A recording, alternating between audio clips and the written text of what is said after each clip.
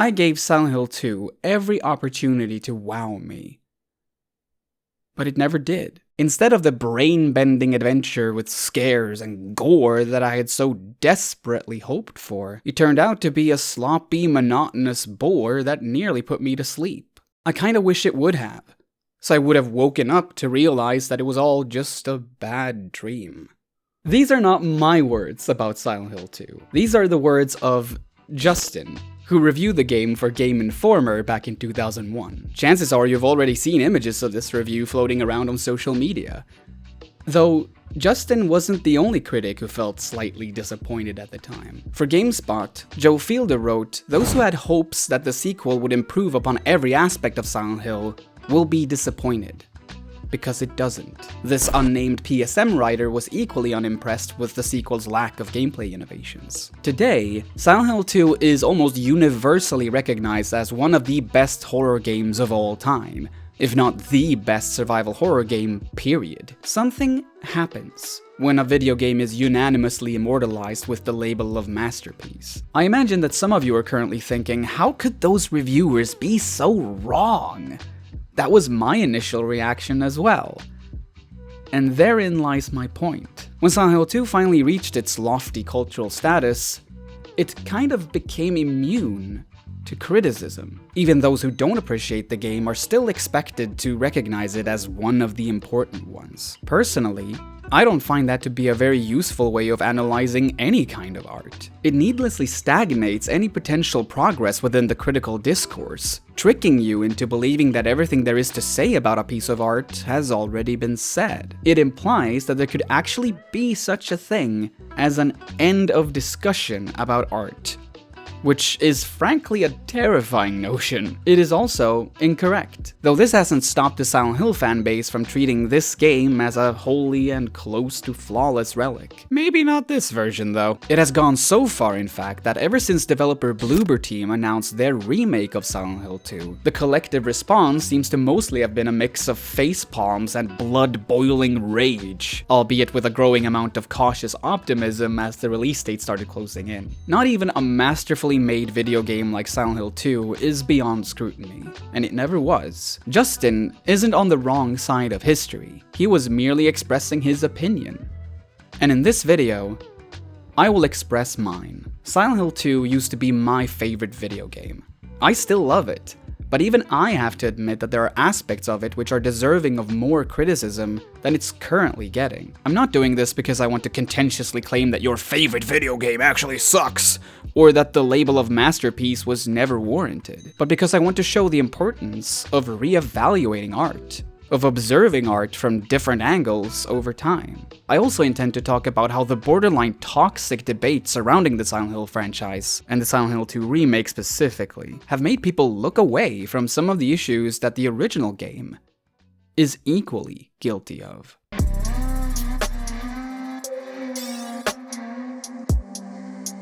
Let's start off with a quick spoilery recap. The plot of Silent Hill 2 follows James Sunderland, who has received a letter from his wife Mary, inviting him to their special place in the town of Silent Hill.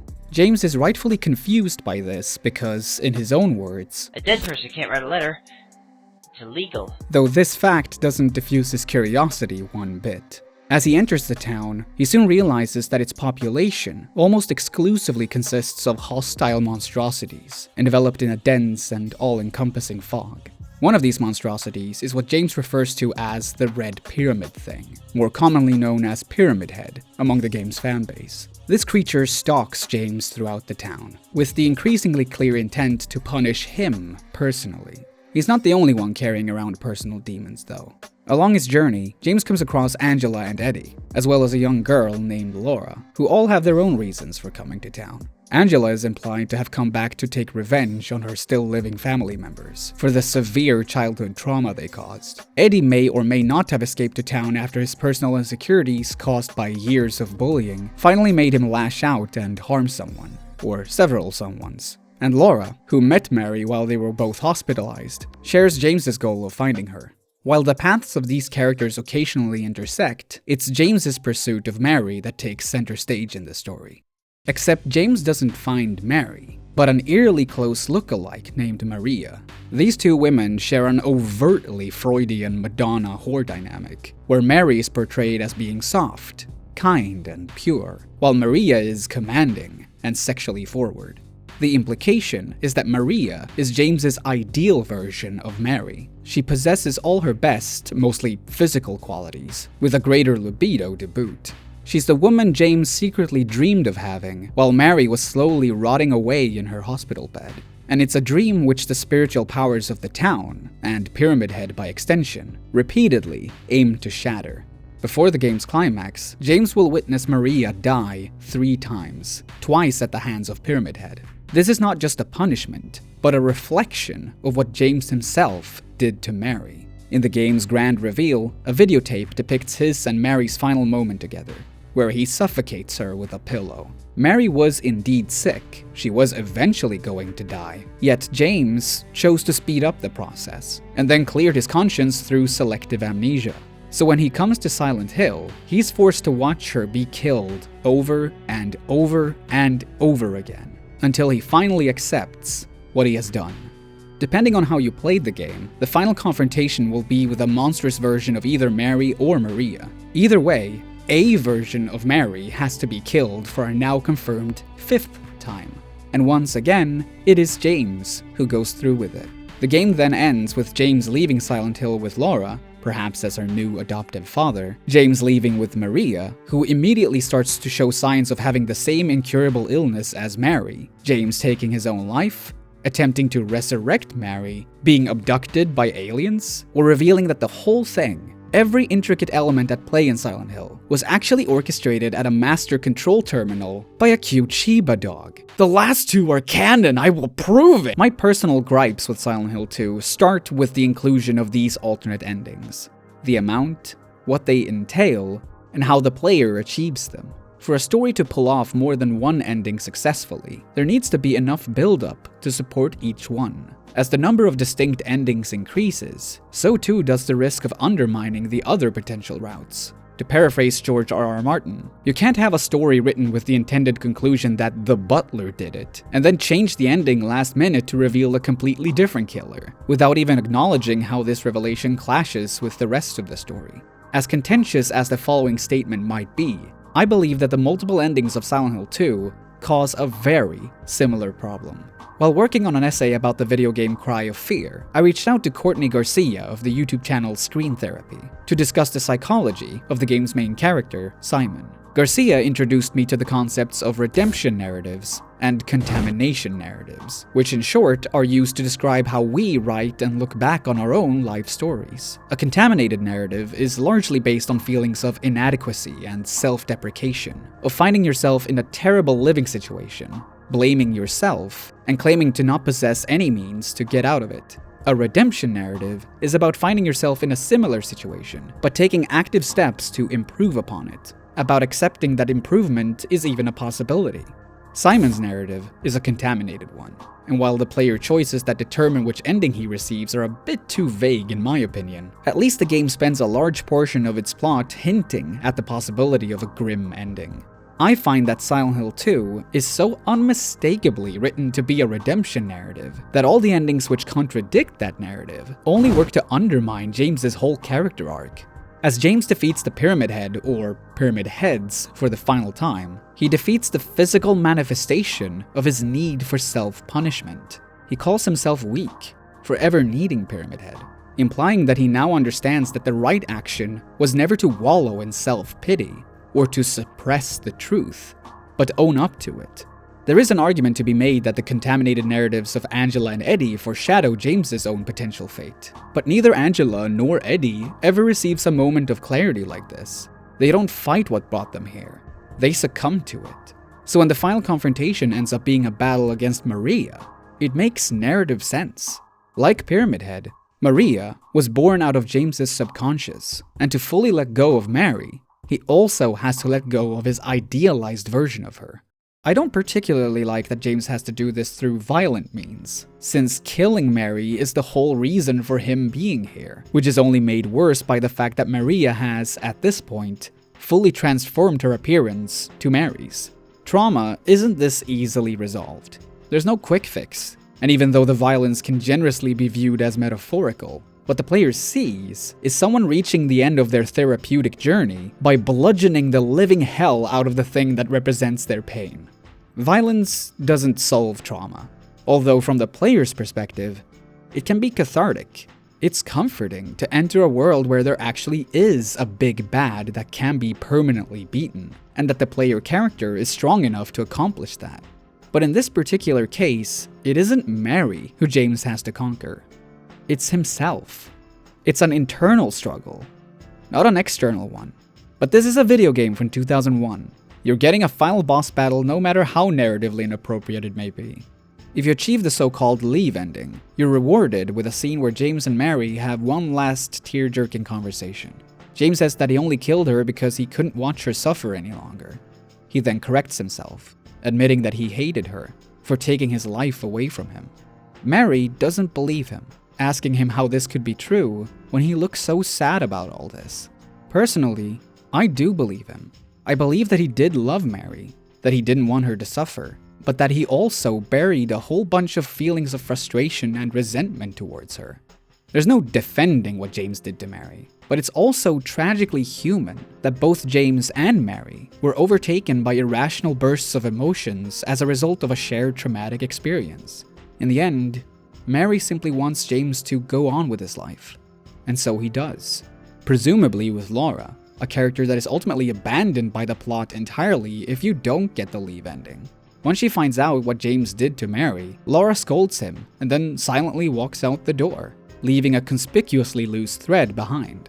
The leave ending is the only one that assures that all the characters receive proper conclusions to their individual stories. This doesn't automatically make it the best ending, of course, but it does add to the feeling that it is the most complete. I'm by no means saying that a version of Silent Hill 2 where the only ending is that James gives up on life or leaves with Maria instead couldn't work, but I don't think it works for the version of the game that we got, because there's simply too much that points to the story being a redemption narrative. But what about the appearance of James's tombstone and the puzzle involving nooses? Surely they point at the possibility that James could meet the same self-destructive end as Eddie and Angela. Certainly. But those appear before James eventually comes to terms with this crime. They are hints at what could be, which only enhances James's victory over himself when he makes the choice to move on. Then there's the issue of how the endings are achieved. The YouTube channel Twin Perfect, famous within the Silent Hill community for their series The Real Silent Hill Experience, points out that the system used to determine the ending in Silent Hill Shattered Memories is inferior to the one in Silent Hill 2, since one telegraphs the process through the use of interactable therapy sessions, whereas the other mostly works behind the scenes. On paper, this is true. In practice, both systems basically work the same way, once the curtain has been lifted. As soon as you're done with your first playthrough of Silent Hill 2, you're told that there are multiple endings to achieve. And if you decide to play it again, it's very likely that you would want to check out the requirements for each of those endings. After all, you want to see everything the game has to offer, right? Each subsequent playthrough can then be boiled down to going through a checklist, which might create some interesting challenges and restrictions from a gameplay perspective, though it also highlights the somewhat clunky nature of the whole ending deciding system. Take the requirements for the in-water ending, where James takes his own life. One of these requirements is to play through the game without using too many healing items when injured. Now, if you're familiar with survival horror games, and it's your first time playing Silent Hill 2, you'll probably want to save those healing items until they're absolutely necessary, in case it will be a while until you find some more. Silent Hill 2 is fairly generous with these items, but as a first-time player, you might not know that. So instead of interpreting your playstyle as a survival strategy, the game psychologically profiles James as being suicidal. Not to get too ahead of myself, but the developers of the Silent Hill 2 remake, Bloober Team, have repeatedly received criticism for not handling the topic of mental health in a particularly tactful manner. So here's my question. Is this much better? As a first-time player, you might think you're playing safely, but then BAM! A scene depicting James unaliving himself is thrust upon you, completely out of left field. Oh, and it's actually your fault that this happened. Oops. Some other things that contribute to this ending is reading a diary on the top of the hospital building, as well as a message on the wall of Neely's bar. Because, you know, That's what you get for simply interacting with one of the game's most central mechanics: reading. Some of the requirements for the Maria ending are equally strange. According to the website SilentHillMemories.net, here are some of the do's you need to fulfill. Spend 10 minutes or more near Maria. Bump into Maria less than 3 times. Protect Maria from monster attacks, and check back on Maria in the hospital room. Part of the game is an escort mission with this character. If Maria dies at the hand of some random monster, that means game over for you too. Why wouldn't you spend time near her? Why wouldn't you try to protect her from monster attacks? You're actively incentivized to. It would be like if the narrative of Resident Evil 4 punished you for protecting Ashley. As for visiting Maria in the hospital room, during a portion of the game where she's too weak to follow James around, is it an entirely fair case to judge the player based on their curiosity alone? The original Silent Hill demanded that you put in extra work to acquire the quote-unquote best ending. Maybe the player would want to check up on Maria for the same reason, out of the fear of missing out. I also find it kind of hilarious that the difference between the Leave and Maria endings might entirely depend on how many times you, for whatever goddamn reason, decided to intentionally bump into her. The system is good at reading James's actions, but it fails to read the player's intent behind those actions. It creates a level of dissonance which illuminates how much the multiple endings may actually hurt the overall experience of Silent Hill 2. It does add to the game's replay value, and the goof endings are a nice little treat for players who go through the elaborate effort of achieving them. But as a whole, the execution of the multiple endings is, unfortunately, lacking. And to be frank, I don't think Silent Hill 2 should have had multiple endings at all. Stay with me! Don't ever leave me alone! You're supposed to take care of me! To say that Silent Hill 2 contains misogyny is not an outrageous statement. It's one of the most crucial elements of the town's tailor-made torments for James. The misogyny is there by design. James might not be a fully fledged misogynist, but he does exhibit misogynist tendencies, as reflected in the monsters he encounters. Mannequins consisting of 4 feminine legs attached to a torso. Busty nurses wearing skimpy outfits. A creature literally called Fleshlip. They all share the theme of being heavily objectified and abstracted depictions of women, and it's up to James to either avoid these women or physically fight them head-on. Will he ignore his repressed sexual urges, actively attempt to annihilate them, or ultimately give in to them by leaving Silent Hill with Maria? That is admittedly a somewhat compelling hook, one that is also ruined by the handling of the game's endings. Though that's not my main issue with how the game treats the topic of misogyny. I don't particularly like the expression that something hasn't aged well. It's really pedantic, but I feel like this expression puts the blame on the subject, when it's we and the world around us that have changed. The subject is always what it was. We simply found a new way of looking at it. Silent Hill 2 hasn't changed, but a lot has happened since its original 2001 release. If variations on the story of broken man remembering and coming to terms with this terrible crime against a woman wasn't overdone before the turn of the century, it sure as hell is now. Amnesia: The Dark Descent, Devotion, Layers of Fear, Outlast 2, PT, Stories Untold, Visage. These examples are not identical to Silent Hill 2, but they share just enough DNA for its influence to be noticeable. And these are just video game examples. There have been numerous similar stories made completely independent of Silent Hill 2's cultural impact, before and after. And no matter how unfair it may be, their existence changed the way I personally look at Silent Hill 2. Rather than making me appreciate how the game tackled misogyny more by comparison, they have cheapened its effect. I mean, how many goddamn times do we have to watch fictional women die so that a man can even consider the path of self-improvement? It's understandable why artists are drawn to this kind of narrative. Most, if not all of us, have gone through a horrible experience that, in retrospect, made us want to better ourselves. Whether it was a bad breakup, the loss of a loved one, or a period of emotional immaturity that inflicted harm on the people around us. What sets these narratives apart is that they consistently provide all the nuance to the male lead, while the woman simply exists as the catalyst for the man's plight. This heavily relates to a social phenomenon called himpathy, which refers to how we, to paraphrase the Gazelle writer Asna Sejapati, extend a disproportionate amount of sympathy to men who have been guilty of misogynist behavior. Sejapati didn't come up with the term, but I think her description encapsulates the misogynistic aspect of Silent Hill 2's narrative pretty well. In the base game, Mary and Maria are two sides of the same coin, and they are, in a way, just as flat. Mary is depicted as James's ideal wife, and Maria his ideal lover. Maria isn't a person, she is, literally, a wish. She exists because James does, to cater to his specific desires. In a metatextual way, the same can be said of Mary. She exists so that James can feel guilty about killing her, and hopefully grow after he has endured his punishment for it. I think it's fairly clear that we're supposed to feel sympathy for Mary, but what makes this a case of empathy is that it's not her story, and it's not exactly a story shared between her and James either. It's simply James's story, exclusively told from his perspective, and he is the character we've learned the most about as the credits roll. It's easy to disregard this by saying that gender doesn't necessarily have anything to do with it. Because again, haven't we all felt like we needed to improve ourselves after having caused some level of harm to someone? Well, can you name a single narrative like the one in Silent Hill 2, where the roles are switched? Where the protagonist is a woman who killed her husband, where she has to fight the physical manifestations of her sexually repressed desires, and where she encounters a promiscuous copy of her late spouse? Maybe stories like that exist somewhere, in some form, but they're certainly not as mainstream as this one.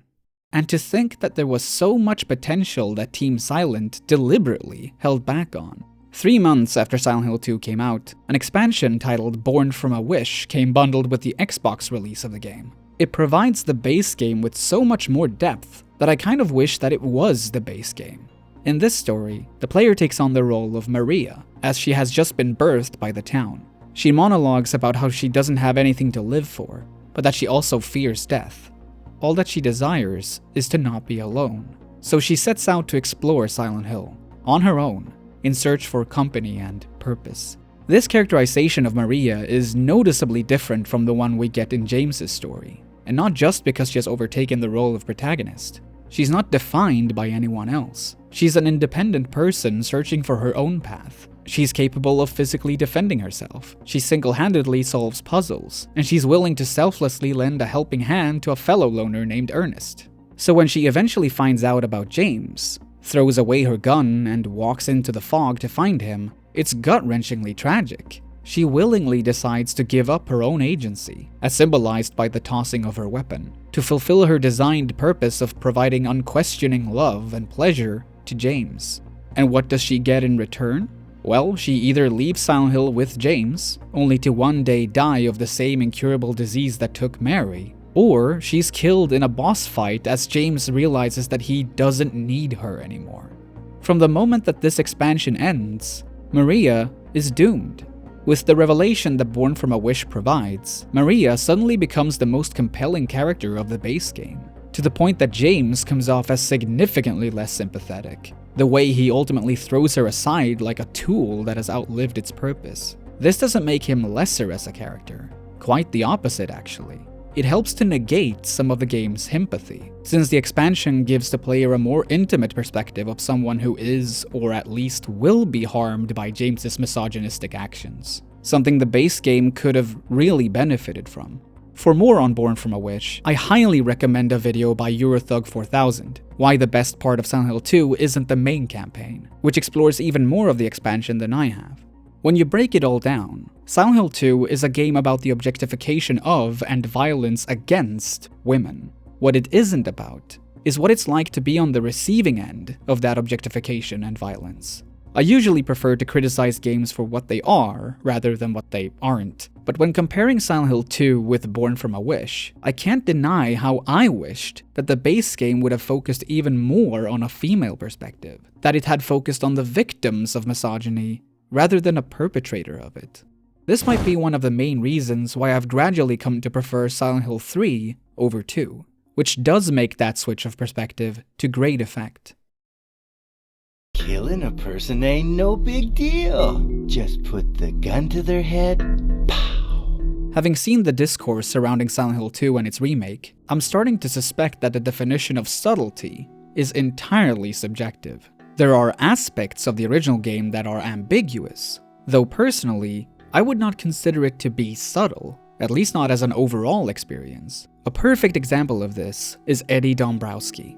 Eddie is the closest Silent Hill 2 gets to having a comic relief, which is an odd inclusion in and of itself. There is no harm in some occasional levity to make the horrors of the town more bearable, but Eddie is just too outrageous of a character to properly fit with the game's general tone. He's dressed like an oversized child, he prefers eating pizza over assisting James and Laura, and at least initially he will lay down like a doormat even when he's being mocked by a child. Eddie is the stereotype of the funny but pathetic quote-unquote fat guy, which is only highlighted by David Schauffele's voice performance. It doesn't matter if you're smart, dumb, ugly, pretty.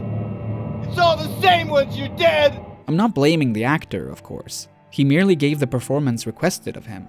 Though you can't convince me that this voice was picked for any other reason than to make Eddie come off as a laughable doofus. Rather than having Eddie evolve past this stereotype, the story doubles down on it, by using his insecurities about his physical appearance as a tool for unnerving the player. He repeatedly flip-flops between claiming innocence and admitting to malicious intent, even murder. For this reason, you will never be completely certain of what Eddie has or hasn't done in the past. But by the end of his character arc, he is unquestionably ready to kill anyone who ever dares to make fun of him again. His first target being James. In his book on the game, which is part of the Boss Fight books collection, Mike Drucker writes, "The qualities that make Eddie a victim also makes us dislike Eddie, which further makes Eddie a victim, which further makes him respond in a way we find off-putting. Eddie constantly talks down about himself, yet when others respond with the same criticism, he lashes out. He can't connect with the people he meets in Silent Hill because he projects his insecurities onto them in a cycle of blame and isolation. The fact that we as players ultimately have to kill Eddie confirms his paranoia that we're judging him. It may be a self-fulfilling prophecy, but it's also one we willingly participate in. This is Eddie's punishment." The way Eddie is characterized is not subtle, but it isn't the lack of subtlety that makes him one of the weaker aspects of Silent Hill 2. It's the lack of nuance. I don't doubt that people who have suffered through years of bullying based on their body weight find some amount of relatability in Eddie. Hell, even Mike Drucker does. But at the end of the day, he is mostly just conforming to his stereotype, when he isn't also flirting with the stereotype of a horror movie psycho. As far as depictions of trauma and mental illness go, I don't think Eddie is very flattering. When there's a boss fight involving Angela, James has to protect her from a monster. When there's a boss fight involving Eddie, he is the monster. A monster who is ultimately deserving of our judgment. Does bullying turn some people into monsters? No question. Does Silent Hill 2 have anything particularly profound to say about that? I don't think so. Mike Drucker correctly points out the sad cyclical nature of Eddie's victimhood. But personally, I find that the effectiveness of Eddie's story is severely diminished by the fact that he's treated less like a person and more like a caricature. Then there's Angela, whose trauma is heavily implied to have been caused by SA. This is reflected in the visual design of the boss monster James has to fight while protecting Angela. The monster is a humanoid figure, with its skin stretched across a bed frame, which does evoke the image of Mary being strapped to her hospital bed. This explains why James encounters versions of it after the boss fight. But given that the name of the monster is Abstract Daddy, it was clearly created with Angela in mind. SA is not an easy topic to tackle, even less so when it involves relatives of the victim. While Silent Hill 2 thankfully exhibits more restraint with Angela and her subplot than it does with Eddie's, it almost feels like the reason has less to do with handling the topic with tact, and more that she was written to have such heavy baggage that Team Silent eventually didn't dare to touch it. And so Angela's horrible experiences are basically relegated to flavor text, a relatively cheap way of evoking feelings of discomfort in the player without properly addressing them.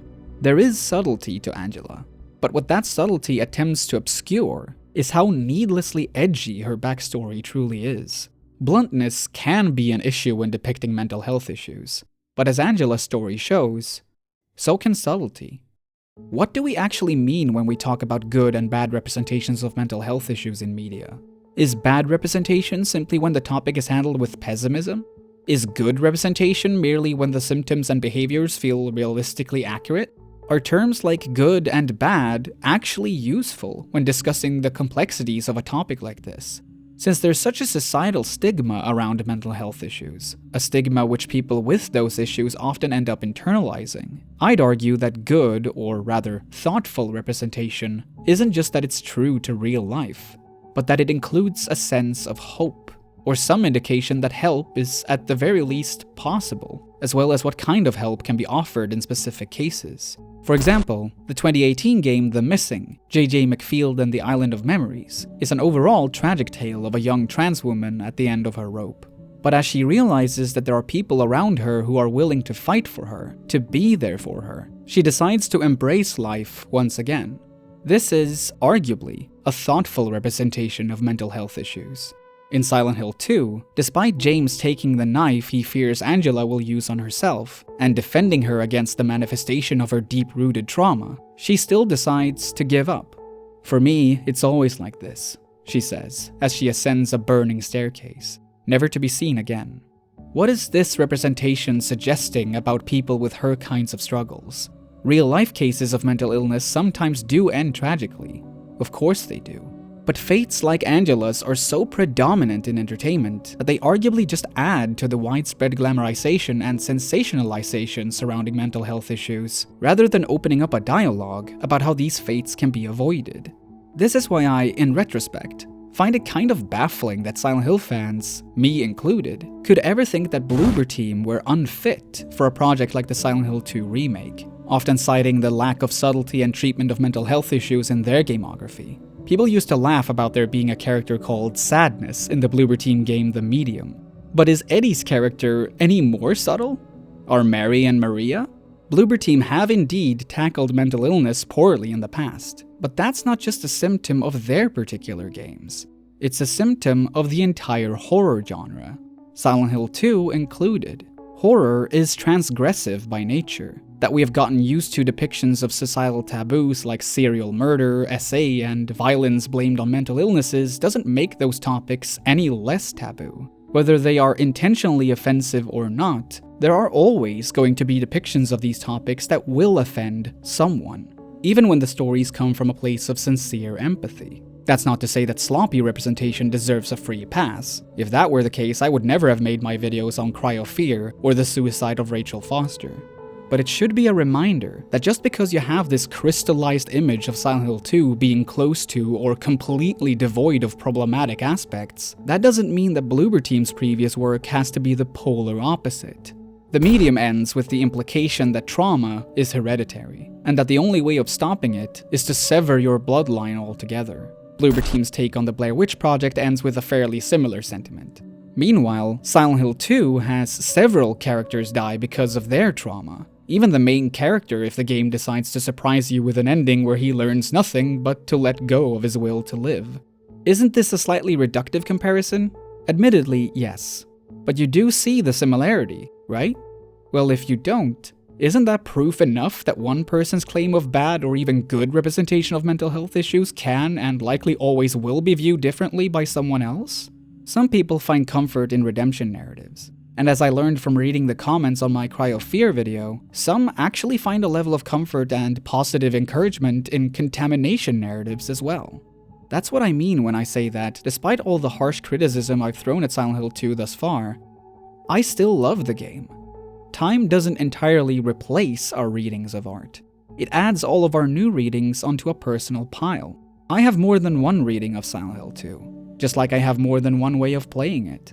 So if we are to criticize Bloober Team for what they've done with Silent Hill 2, I believe it's important that we are able to criticize the original game as well, especially when one is exclusively blamed for things that were always present in the other.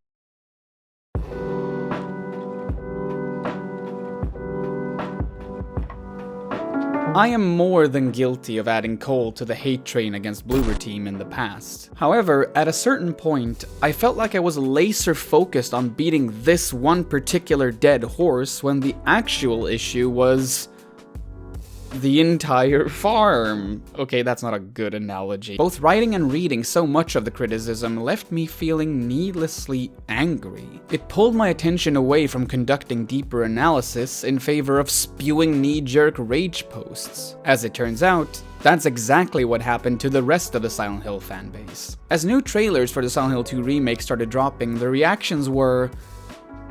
well, some of them were just blatant overreactions, while others made me wonder if these people have even played the original game. What in the big chungus? Is that Benny? Yeah, the original Silent Hill 2 would never use provocative imagery like that. Reap what you sow? Wow, talk about subtle environmental storytelling. I mean, yeah, there was that one time where it said "to hell" on a wall in the original game, but that was just cheeky fun, you see. No true Silent Hill game would ever do something like this seriously. Please don't harass any of these people. They have the right to post bad tweets just as much as I do. There are comments that I refuse to dignify with a response, among them being gross remarks about the new look for Angela. But there are comments about the new visual designs that I definitely want to examine. The new outfit for Maria in particular produced a whole lot of fuzz. Well, well, well. Look who missed the entire point of Maria's design in the Silent Hill 2 remake. They understand that was the point of Maria, right? Like, she was supposed to have that style for her character. She's literally an enticement to James, and I... Oh, Jesus fucking Christ on a Subway sandwich. What a design crime! Wearing leopard print, pink leopard print, with matching choker, a skirt choker set with gold details is a choice. It says something about the character. The new design is so generic. It's so basic, it's uncosplayable, because no one would know. The whole idea of Maria's outfit is how James sees her within Silent Hill. How he could have seen a real-life woman, and how he applies that to Maria. Her contrasting sexiness to Mary's conservative clothing, all gone. So much cool storytelling for her design. Gone.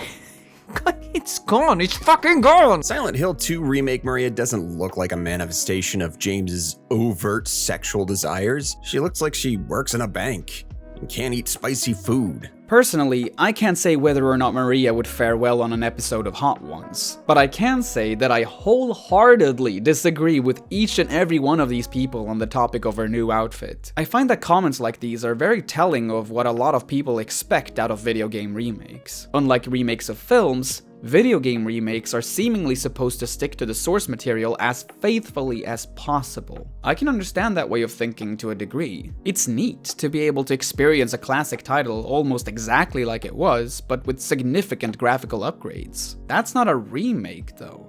That's more in line with what you would call a remaster. I'd argue that a remake's entire reason for being should be to experiment with the source material, by making both minor and major changes. While I'm certain that Bloober Team could have come up with a slightly more daring outfit for Maria, to say that this one robs her of her sexiness, that the contrast that differentiates her and Mary is now gone, is some straight up silly goose behavior. For one, this tweet was posted before Bloober Team had even shown a full image of Mary. So unless they somehow got their hands on the game 5 months before its release, I personally don't believe this to be a fair take. It's also clearly an outfit that Mary from the original game would never wear. It's totally valid not to like the design. It's equally valid to criticize it.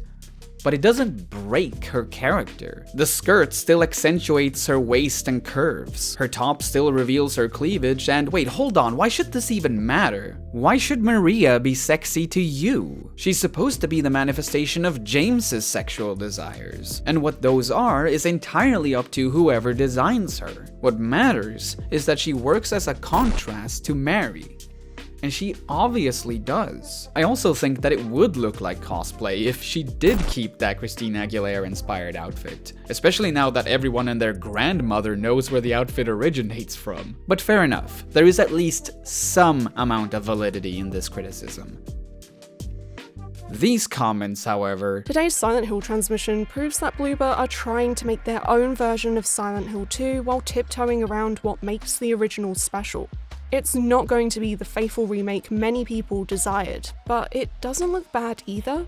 Very conflicted at the moment. Never underestimate the power of Konami to ruin the Silent Hill franchise. The Silent Hill 2 modern remake trailer is completely desynchronized and unable to capture the original atmosphere. Everything about the new Silent Hill 2 remake footage gives off the impression that it is completely divorced from the source material in every way that matters. What an embarrassing tonal mess. I'm sure it will sell millions of copies and be loved by gamers worldwide. I'm sorry, but Silent Hill 2 Remake does not look good. I don't like the voice actors, I don't like the gameplay, it looks clunky as hell. Some areas do look good, but this is Silent Hill 2 for fuck's sake, one of the most legendary horror games ever made, and it looks like a fan mod. I'm so fucking mad. One of the most persistent defenses of classic survival horror games is that clunkiness is an integral part of the intended experience. That stiff controls and unwieldy combat help to enhance the genre-appropriate feeling of disempowerment. Anyone who has ever played and enjoyed the original Silent Hill 2 will 9 times out of 10 use that exact same defense. I do too, so it definitely sticks out to me when someone calls out the supposed clunkiness of the Silent Hill 2 remake as a negative. This poster is entitled to their opinion, but to me it seems a bit disingenuous to be upset over perceived clunkiness as a fan of the original game. I also find the point that the remake looks like a fan game to be quite amusing, since it says less about how bad it looks and more about how advanced fan games have become. There's currently a fan project based on Bionicle with production values that most definitely rival, well, all of the official Bionicle games. What bothers me the most about these tweets, though, are the claims that the remake fails to capture the atmosphere of the original game, that it's somehow a tonal mess, that it's not even trying to live up to the source material. These are some very bold claims to make about a video game that none of these people had played at the time of writing. It's even bolder when you know that it was the Japanese team who pushed for significant changes, whereas Bloober team wanted to be more reserved, out of respect and adoration for the original game.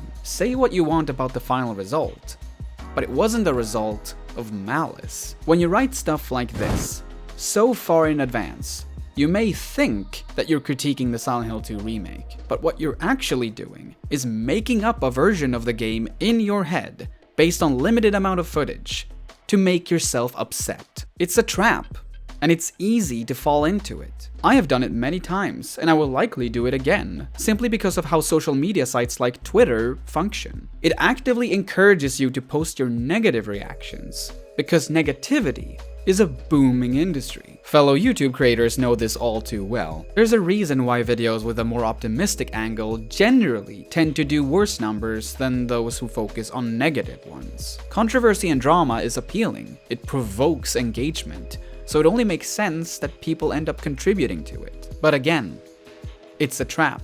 It's easy to be dismissive, and it's hard to take the time to fully process your thoughts and feelings. If you always choose the easy route, you will eventually get stuck in a loop of negativity that might actually start affecting your behavior away from the keyboard. That's what happened to me several years ago, and I'm still struggling to kill off some of the worst qualities that period created in me. There's obviously a necessity for discussing negative aspects of art, just as much as positive ones. I would not have made this video otherwise. However, there is a clear difference between speaking negatively about art that you've actually engaged with and superficially denouncing art that hasn't been finished. This is not discourse. It's poison. It's preemptive outrage for the sole purpose of giving birth to more outrage. So now that this is all out of the way, and the Silent Hill 2 remake has finally been released, let's stop dismissing it for what it might be or what it looked like, and start talking about what it actually is. Did something happen to you after we got separated in that long hallway? To exemplify just how misguided the early criticism against the remake was, I want to go back to that one tweet showing James holding a noose, where the poster implies that the subtlety of the original game has been erased. Do you want to know where this scene is from? The same puzzle from the original game. Bloober Team certainly weren't joking about wanting to stay true to the source material, because in terms of story and characters, the 2024 version of Silent Hill 2 is close to identical. It retains the same weaknesses I've already mentioned, though it also retains the same strengths, and some of the changes they did make to the narrative, as minor as they are, arguably add to that list of strengths. Or at the very least, they make for an intriguing alternate way of experiencing the same story. If you couldn't already tell, English is not my first language, so the voice performances in the 2001 version of Silent Hill 2 never came off as cringy, as they might have to a native English speaker. This town, there's something wrong with it. As a matter of fact, it made the characters feel all the more real to me, since they were clearly voiced by people who sounded like, well, people, rather than actors performing their roles. Their awkward delivery gave a kind of David Lynchian vibe to the game, which was complemented by the soundtrack and overall presentation. I doubt that the awkwardness was entirely intentional, since English wasn't the first language of the developers either, but it's a reminder that naturalism isn't always the school of acting that will serve a story best.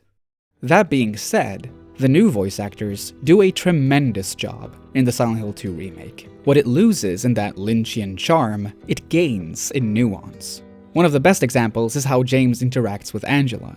He clearly cares about her well-being. He wants to help her. But after each of their encounters, you can tell that James gets increasingly frustrated with her, thanks to the subtleties in actor Luke Roberts' voice delivery. Whether this frustration blooms out of James criticizing himself for not finding the right words to get through to Angela, or if he's criticizing her for refusing to listen, is left ambiguous. Either interpretation reveals a blatant character flaw in James that grants him a new layer of depth, which contrasts against his otherwise soft-spoken and calm demeanor. This contradiction reveals that James is no stranger to hiding things from others, or himself. The remake adds a new scene between James and Angela, where he mentions that he's looking for Laura, which for Angela triggers the implied image of her abusive father, looking for her, after which she runs off. At first glance, I didn't find this moment to be all that necessary, but it does have a purpose I grew to appreciate. For one, it emphasizes where exactly Angela's trauma originates, since new players might not know that the monster hunting her is even called Abstract Daddy. But it also helps to further connect the cast of the game. Angela never meets Laura, in the original Silent Hill 2 or in the remake. But in this moment, Angela is not only made aware of Laura, she projects a sense of kinship onto her, which also gives her some additional depth. Speaking of Laura, while Jacqueline Breckenridge better captures the childlike nature of the character in the original game, I don't know, maybe I did. Evie Templeton better depicts how Laura gradually warms up to James. Luke Roberts, in turn, plays off of her in such a way that you can vividly imagine their life together after leaving Silent Hill, exchanging banter over a family dinner. Did I scare you? Yeah, you did. I guess I deserved it, huh? The fart face that I am. Maybe. Then again, maybe you're not so bad. Just annoying. Uh-huh. So, you got any other things planned? I think I saw a dark room back there you could lock me up in. No. I think you've had enough. For now. Well, that's reassuring. This moment in particular makes the eventual betrayal, when James reveals that he killed Mary, so impactful, and so much more heartwarming once they make up and escape the town. A change that might be a bit more contentious is in the classic prison cell scene, where Maria starts talking as if she's actually Mary. In the 2001 version of the game, there was a very deliberate attempt to differentiate the voices of Mary and Maria. It's unnerving, hearing Mary's voice coming out of Maria's mouth, and it creates a clear-cut transition when Maria eventually reverts back to her regular self. In the remake, actor Salem R. Gunnarsdottir doesn't really try to change her voice all that much, which at first might make you think that the point of the whole scene has been ruined. But once again, it's all about the nuance. By not having the voice change be so overt, as a seasoned player, you kinda start searching for a glimpse of Mary in there. Is she there? Or is she not? It's a genuinely clever way of putting you in the same headspace as James, because it throws you off even if you've played the original game before. As a perhaps unintended side effect, Gunnarsdottir's performance also tones down the slightly character-esque nature of Mary and Maria's Madonna-whore dynamic, since they now come off less as two separate entities, with no potential overlap in their characteristics, and more like they could potentially be two sides of a singular person. After all, no one is entirely saint-like or decadent. As for Eddie, well, he's still Eddie, unfortunately. That's the price you pay for a faithful remake, I suppose. Can someone explain what he's eating here? I must understand! My favorite change of all, though, is the final confrontation with Maria that leads up to the Leave ending. In the original Leave ending, James coldly declares that he doesn't need her anymore. It's perhaps the most straightforward tell that James still holds some misogynist biases, which as previously stated help to negate the empathic aspect of his character. However, it also reveals a shocking lack of growth. He may have let go of Mary, finally, but his experiences in Silent Hill haven't entirely turned him into a better person, which arguably makes him more relatably human. I still prefer how he speaks to Maria in the remake, though. Instead of being confrontational towards her, he is apologetic. He knows that she wouldn't be here if it weren't for him, and he takes full accountability for his actions. James repeatedly says that he is sorry, and given Luke Roberts' performance, I earnestly believe him. It doesn't matter to Maria, of course, she attacks James anyway, but the fact that he shows remorse rather than hostility in this new version of the scene moved me in a way I never expected. One can make the argument that 2024 James is perhaps too likable, which isn't an unfair argument to make. I just find it satisfying to see how much James has grown as a person, both in between iterations and in the remake itself. Not to mention that it reflects how much Bloober Team have grown as storytellers. Their previous work within the horror genre, leading all the way back to 2016's Layers of Fear, tend to revolve around broken people, who are suggested to be broken beyond repair. The Silent Hill 2 remake rises above this notion, as much as the faithfulness to the source material allows anyway.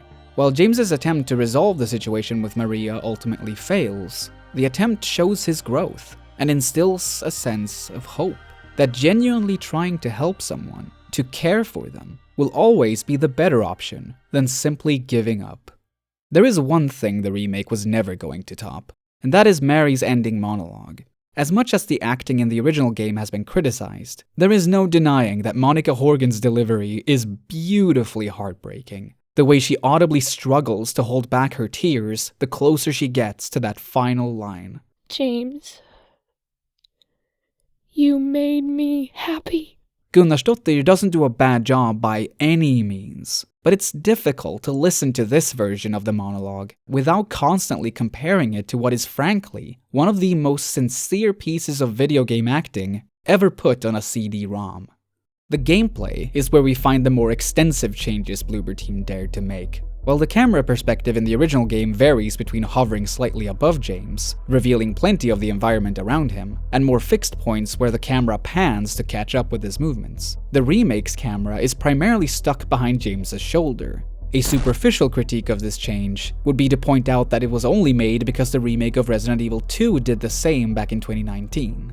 Though actually playing the game uncovers a more interesting reason. Having the camera closer makes James feel comparatively larger in scale, which partially sacrifices the feeling offered by the wider POV of being so overwhelmingly alone and exposed to the horrors lurking within the town's large blanket of fog. Though ironically, the sacrifice both gives the player more and less control over what they see, making the encounters with some of those horrors all the more intense. Bloober Team expertly places alluring misdirections, like ammo, health pickups, and other vital interactables, to trick you into turning the camera and your attention away long enough for an enemy to take full advantage of your self-inflicted blind spots. The mannequins are especially skilled with this tactic, since they will not trigger the warning noise of James's radio until they start moving. All the enemies have received slightly more distinct behaviors. Mannequins use stealth and climb on walls, nurses are able to counter melee attacks, and the so-called lying figures use long-range attacks, and occasionally explode in a burst of acidic puke upon death. It makes for engaging dynamic switches, once in combat with 2 or 3 of these enemy types at the same time. Which leads us to the combat system. I said in the previous section that the clunkiness of classic survival horror games is a significant part of their appeal. But I would be a filthy little liar if I said I didn't appreciate how good the change in combat feels in the Silent Hill 2 remake. It does make you feel more powerful from the get-go, which is kind of antithetical to a survival horror game. But it compensates by making the enemies more aggressive and numerous. Even with the inclusion of a dodge button, I still ended up consuming a whopping 92 health items before my first playthrough came to a close. Melee combat is favorable, due to the ammunition you may want to save for later, as well as feeling so nice to use, but it also comes at a higher risk of taking damage. You can always try to run past enemies, but occasionally they will be placed in such tight spots that taking the risk to spend bullets, or take them out at close range without losing health, doesn't outweigh the risk of squeezing past them. Apart from boss fights, combat rarely ever worries me while playing the original Silent Hill 2. Several times I avoid fighting monsters altogether, though that's probably because I've played it so many times at this point. When playing the remake, I both enjoy and dread combat in equal measure, especially when more than one enemy is involved. Brawls quickly turn into a beautiful mess of multiple parties frantically flailing, grabbing, dodging, even projectile vomiting all over the goddamn place. The prospect of this chaos constantly kept me on my toes throughout my first playthrough. Even if that wears off during my future playthroughs, I will never forget how it felt to be properly frightened by a Silent Hill game once again. Some might not agree with that though. Fellow critic James Stephanie Sterling argues that the amount of stealthy mannequins in particular is actually so large it becomes comical, that figuring out their behavioral patterns gradually diminishes the entire experience. I disagree. Close to every well-known survival horror game is designed around the shifting dynamic of being hunted and becoming the hunter. In a Resident Evil game, this shift usually comes when the player character gains access to more impressive firepower. Hell, that franchise even created its own trope with the late-game introduction of a rocket launcher. In the Silent Hill 2 remake, the shift happens more organically, since it only happens when, or rather if, the player becomes cautious enough to check their surroundings. Sure, the mannequins might stop scaring you after a while, but those lack of scares are exchanged with a gratifying sense of environmental mastery. You essentially level up, without a leveling system, and personally, I think that's pretty neat. The combat system even elevates the one part of Silent Hill 2 that I dare say was objectively in need of improvement: the boss fight against Eddie. By far the hardest way to sell why the clunkiness of the original game is good actually, is by pitching it with footage of James and Eddie awkwardly exchanging gunshot wounds less than 2 meters apart from each other. It's a ridiculous final confrontation with an already ridiculous character. Thankfully, at least one of those things is remedied in the remake. Bloober Team rightfully decided to skip the first part of the fight entirely, in favor of expanding the portion deeper inside the meat locker. It starts off as a seasoned player would remember it. You just peek out from behind hanging pieces of meat while taking shots at each other. I swear that's not an innuendo. But then Eddie shoots one of the vents in the ceiling, causing the room to fill up with mist. Suddenly, you have to exclusively rely on the sound of Eddie's voice and footsteps to figure out his location. And then finally, the meat hooks start to move around the room, making the cover they provided more unreliable. By the end of each phase, you can clearly see the physical damage and pain you've inflicted on Eddie, highlighting the severity of James killing a fellow human being, rather than a monster. It's an odd bit of praise to say that it feels more mechanically satisfying to kill Eddie now, because you're not supposed to feel satisfied about it. James certainly doesn't. This is why I think the reaction shot of Eddie clutching his arm in agony, the simple addition of blood spatter on his body, successfully pulls you out of that rush of an engaging boss fight, to be reminded of what it is you've ultimately helped James accomplish here. The seemingly harmless guy you met hours back, who was coughing up his lunch into a dirty toilet bowl, is now dead. And you pulled the trigger. The standout among the boss fights, though, is the one against Abstract Daddy. Rather than an intimate fight strictly contained to a single tiny room, it's a long and loud set piece across an ever-changing and decaying environment. The creature aggressively breaks through walls, howling at the top of its lungs, paralleling how Angela's father showed no regard for her right to physical privacy or personal boundaries. The labyrinthian hallways gradually fall apart, exposing a red, biomechanical prison of flesh underneath, all while Angela is repeatedly seen running away from the Abstract Daddy, trying to find a place to hide. Is all this perhaps a bit much, given the comparative subtlety of Angela's subplot overall? Maybe, but it gives so much more weight to the abstract daddy as a threat. It's no longer a mere monster that can easily be repurposed as a basic enemy for James to fight later on. It's a force of nature, one that is certainly comparable to Pyramid Head. Its main attack is still just to grab you, like in the original game, but with the almost world-ending imagery going on around you, it makes you personally relate to why Angela is so easily triggered by the simple suggestion of being touched. This is what Angela has been seeing all along, and it's terrifying. The original Silent Hill 2 is less known for being exceptionally frightening than being aesthetically pleasing. The fog, for example, is so iconic at this point that some people are irreparably incapable of going outside on a misty day without their first instant thought being, "Wow, it's like I'm in Silent Hill. Hi, it's me, I'm people." The remake successfully recaptures that same feeling of awe as you traverse the town's hazy streets. The brilliance of the series' art and sound direction has always been a matter of contrasts. Brightness versus darkness, cacophony versus absolute silence, biomechanical grossness versus natural and man-made beauty. So even during moments designed to unnerve you, there's often something which jolts that part of your brain that wants to stop and admire, like catching a Francis Bacon painting in an art gallery. I particularly love how the new camera perspective highlights the towering nature of the walls in some of the game's more narrow corridors, where the lighting suggests them to be so tall that they might as well be infinite. You will mostly find the more trippy stuff like that in the game's revamped sections of the so-called Otherworld, which now looks more aesthetically in line with the metallic and rusty reds of Silent Hill 1 and 3.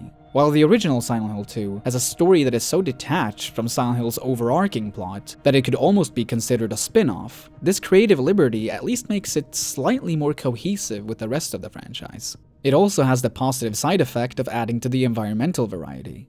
I would replay this remake someday for the gratifying combat alone, but primarily I will replay it just to take in all those beautiful sights again, and to seek out all the ones I might have missed. As I'm talking about the Silent Hill 2 remake at this moment, in the year 2024, there is really only one major thing that has me feeling conflicted: the pacing. As you enter Silent Hill, it doesn't take long until you discover that close to every plot-relevant location and puzzle therein has not only been altered, but stretched out. An emblematic example of this is the coin cabinet puzzle in the apartment building, where you have to place 3 coins in the correct order, with a written narrative about the figures depicted on the coins to guide you. In the remake, this narrative keeps going, forcing you to rearrange the coins an additional 2 times. A few changes like this wouldn't be too noticeable, but again, they keep reappearing through so many steps in James's journey, making the game's runtime significantly longer. At least once or twice, I audibly uttered, "How long is this gonna go on?" I previously made a video on horror game remakes as meta-sequels, how they play around with the expectations of players who are already familiar with previous iterations. Perhaps I would not reflect on the drawn-out pacing of the Silent Hill 2 remake if I hadn't played the original game. But knowing what I know, I was struck by an occasional sense of tedium with my initial experience. It's not fair to simply call it needless padding, because all those extra hours of gameplay are most definitely packed with engaging things to do. But I'm not the teenager I was when I first played Silent Hill 2. Because of my numerous obligations as an adult, I've grown more fond of video games that are shorter, more concise. I will be the first to admit that this is undoubtedly a me problem, rather than a problem of the Silent Hill 2 remake. I will also admit that, had I not felt obligated to play the remake for the purpose of a video essay, I would have potentially enjoyed it more. Hell, had it come out while I was still attending upper secondary school, I might not have had a single complaint about the game whatsoever. But I'm 30 years old at the time of this recording, and the crushing weight of our capitalist society is heavy on my shoulders. So, yeah, take this complaint for what it is. Bloober Team took some big swings with the Silent Hill 2 remake, but to say that it's completely divorced from the source material in every way that matters is a take that's frankly divorced from reality. You obviously don't have to like the changes Bloober Team made, but there is an undeniable reverence and, more importantly, understanding of the source material, which permeates the experience, from the very first frame of the remake to the very last. It's apparent that Bloober Team have had the same restless, longing dreams of this town as Mary once did, 23 years ago. They didn't just turn that dream into a reality. They shared it with all of us. And I can't say that I'm mad about that. Mary? James. I've seen this Game Informer review being shared around so many times, yet I never made an effort to figure out who this Justin actually is. Until now. Thanks to the website Internet Archive, I got my hands on a scanned copy of issue 102 of Game Informer, where the review was originally printed, and found only one Justin under the list of editors. Justin Leeper. Since he left the magazine back in 2003, Leeper has worked as an amateur wrestler and actor in Japan. He did the performance capture for the characters of Higgs and Deadman in Death Stranding, and he was the lead narrative designer for the game AEW Fight Forever. An impressive resume to say the least. Surely a guy like this would not have the time or the interest to discuss a 23-year-old video game review, I thought. Well, as doubtful as I was, I reached out on Twitter and he replied. Yes, I wrote the review. I didn't dig the game nearly as much as most reviewers, it turned out. I did revisit it years later, in the summer of 2013 with the original Xbox port. Without the pressures of a deadline and an environment more conducive to atmospheric gaming, I'd say I came away liking it a bit more. Still, by no means an all-timer, in my opinion. In fact, the impetus for me replaying it was Games Radar, another outlet I wrote for while a game journalist, who gave it an award for best story of all time. That baffles me, to be honest. Maybe I don't rank survival horror as high as some, though I loved Eternal Darkness and condemned Criminal Origins. Silent Hill 2 at least had some charm and cohesion, but it's still a 7.5 in my eyes. Leeper brings up a pivotal reminder regarding art criticism, that both the contents and the quality of the criticism is influenced by the circumstances and mindset of the critic, just as much as the art itself. The fact that I slightly hurried playing through the Silent Hill 2 remake for a video project, rather than playing it recreationally, probably impacted my view of it just as much as it did Leeper's take on the original way back when. His initial opinion was fairly positive overall, and that clearly didn't change much upon revisiting the game years later. But he still felt that Silent Hill 2 was deserving of reevaluation. There's something about that I find inspiring, because it doesn't matter if you like or dislike a piece of art. The point is that exploring it again might garner you new insights regardless. You might relearn why you held your opinion in the first place, learn new ways to appreciate it, or discover how much you've grown past it. Maybe the same words gain an even more poignant meaning over time, reflecting the current world more than the one it was created in. It's important to remember that people are not static entities, and neither are our relationships with art. The majority of the Silent Hill titles shipped after franchise creator Team Silent closed its doors were famously met with backlash from the hardcore fanbase, and I was right there with them. Though in retrospect, I've started to wonder if that was due to me actually disliking the Western-developed Silent Hill games that much, or if it was due to me being so convinced by the highly negative takes from people like the crew at Twin Perfect. Was it entirely the fault of the games that I eventually ended up spreading equally negative takes about them? Or was it in part because I actively chose to have that mindset? If my most recent revisit of Silent Hill 2 has taught me anything, it's that if I'm able to see what used to be my favorite video game of all time in a different light, then surely the same could happen if I revisited the other Silent Hill games. Hell, it could probably even happen if I revisited Bloober Team's game catalog. Not that I expect to suddenly fall deeply in love with those games, but maybe I would find something interesting that I was previously unable to, because of my stubborn commitment to a singular, pessimistic reading of them. Now that the Silent Hill 2 remake is finally out, there will be both fans and critics who will openly admit to being wrong about their preconceived opinions on the game. But it's not enough. It's not enough to simply wash our hands clean of all the months and years we spent causing and contributing to online toxicity. There needs to be a change in how we talk about video games, specifically video games that we haven't even played. Because what do we actually gain? Or more importantly, give by spouting negative criticism based on limited information and personal speculation. Best case scenario, you turn out to be correct, which means you've spent a needless amount of time and energy on a video game that deserved neither. Worst case scenario, you're proven wrong, which not only means you wasted your time, you retroactively end up looking like quite the fool for doing it. Regardless of the outcome, you have inevitably stolen focus away from any meaningful discourse that could be had instead. I feel like the main reason why this keeps happening is because some people tend to conflate criticism with skepticism. Given Bloober Team's track record, it was perfectly reasonable to be at least a little skeptical of how the Silent Hill 2 remake would turn out. But comments like these weren't about skepticism.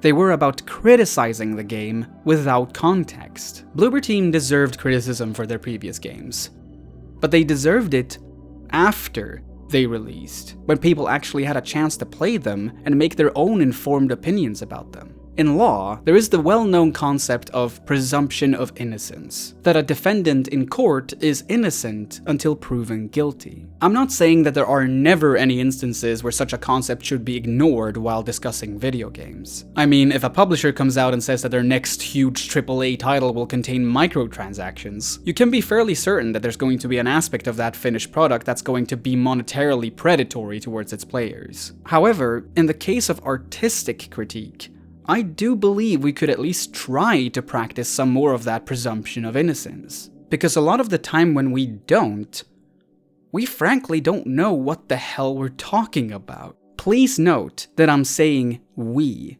because I'm pointing my finger inward just as much as I'm pointing it outward.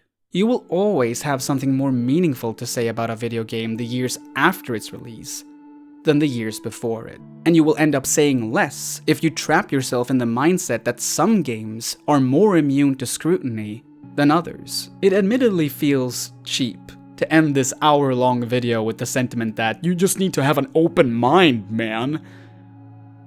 But it really is that simple. If you choose not to get caught up in preemptive outrage, if you allow yourself the luxury of experiencing art without the interference of people telling you what to think, you might come out the other side with a take that enriches the discourse, rather than contaminates it. I already know that my opinion on the Silent Hill 2 remake will change one day, just as my opinion on the original game did. That won't invalidate what I'm saying about it now, in 2024. It will merely reflect the difference between who I am now and who I will be then. Meanwhile, Silent Hill 2 will remain the same. Even so, there are still new things to uncover beyond the fog. All we need to do is make an effort to walk through it.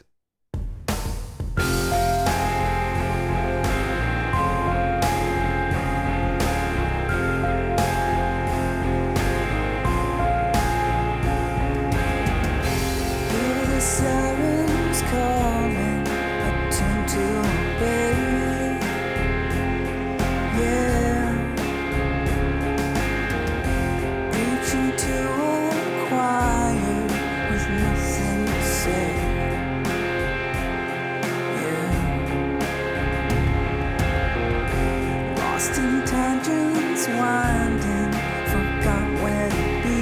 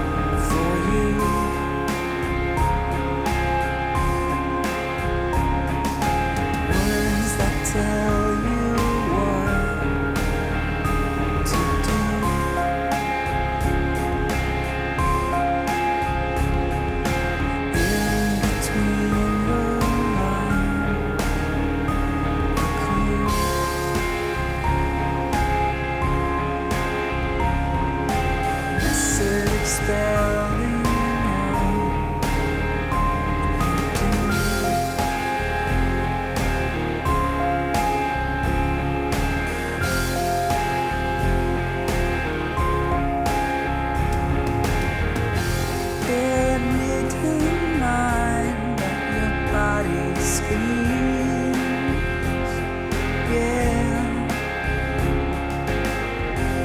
Is this what you wanted? A restless dream? Yeah.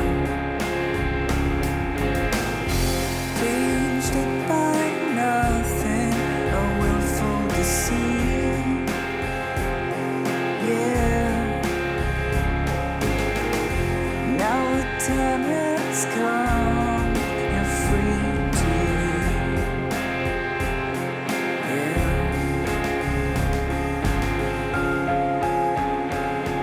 A message spelling out your doom.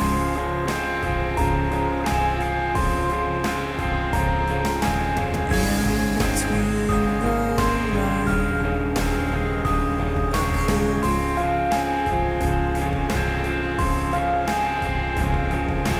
Words that tell you what to do.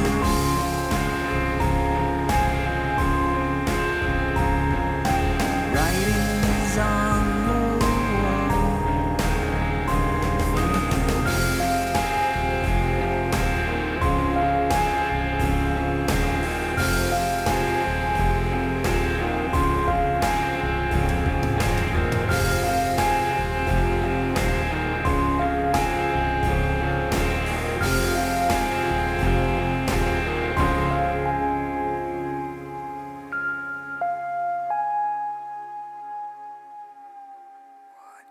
Is the point of going on if you won't ever change at all? Is the point of going on if you won't ever change at all? Is the point of going on if you won't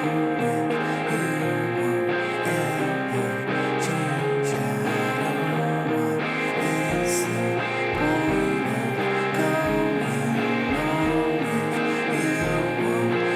Is the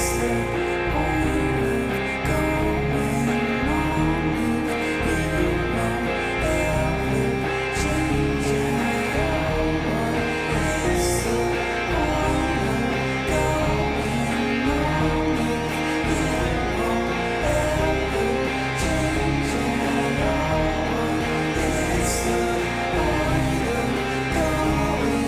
going on if you won't ever change at all? Is the point of going on if you won't ever change at all? Is the point of going on if you won't ever change at all?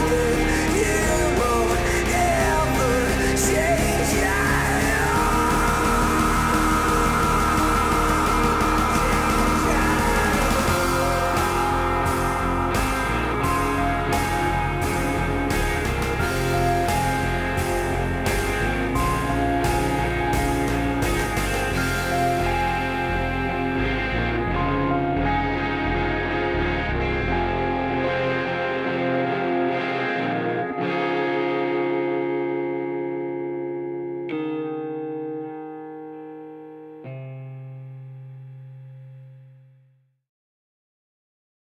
Wait.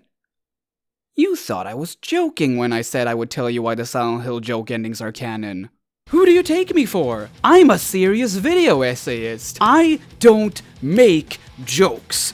I make truth. The majority of the mainline Silent Hill games have exactly one thing in common. The town? No. The cult from Silent Hill 1? No. Crippling depression? No. It's aliens. Get on my level! In the first game, Harry gets abducted. In the second, Harry returns to abduct James. In the third, Cheryl returns home to find Harry and James in the company of an alien, who takes them to Silent Hill to blow it up with their UFOs. In Silent Hill Origins, an alien comes down to guide Travis to his missing truck. And who is the alien holding? The Shiba dog! She is in on it too! Which confirms that the dog ending from Silent Hill 2 is also canon. Are you with me so far? Silent Hill Homecoming? You bet your butt that Alex and Ellie get abducted at the end. Shattered Memories? Cheryl is revealed to be the Shiba dog, and the whole town of Silent Hill turns out to be a giant spaceship. Oh Open your eyes, people! The connective tissue that holds this entire series together was aliens all along. Can't you see? I'm a cat now!